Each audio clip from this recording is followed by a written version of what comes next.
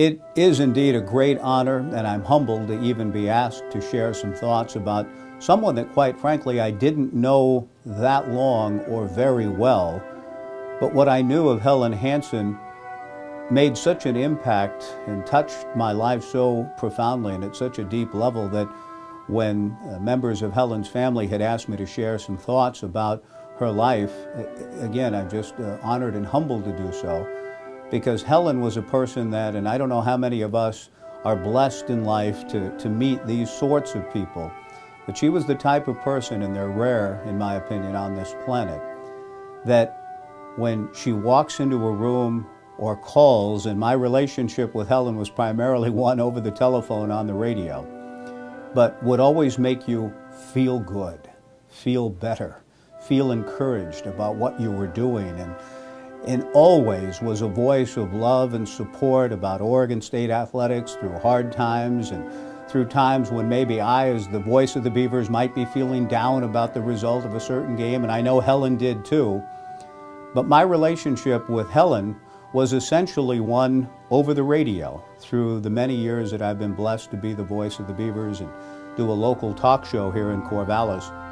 My partner, John Warren, and I wouldn't get a call from her every day, but whenever we would, it would seem to come at the right time. John would answer the phone, put a slip of paper under me, Helen, line 1.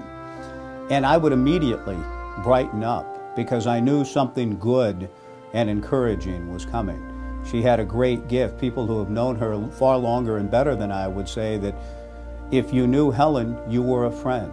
She had such a gift of friendship that I felt that immediately the first time I ever spoke with her over the radio on the telephone, that this was a large and loving and generous soul. And so anytime she would call, we would just be thrilled to hear what she would have to say. And John and I began to call Helen the first lady of Beaver sports, without hyperbole. She was that. She will be that to me as long as I have the opportunity to call Beaver games. To hearken to a phrase from the New Testament about a gentleman named Barnabas. Barnabas was known as a son of encouragement.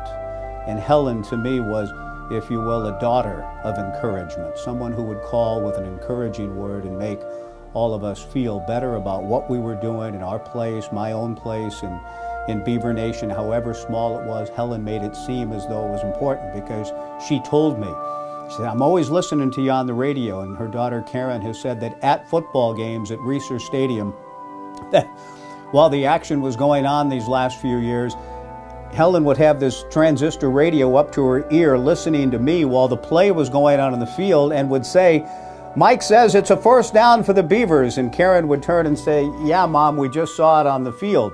But it felt to me to know that she had that special link and relationship to the broadcast to actually believe that because I said it, it happened, or that was just as important as the fact that it had happened.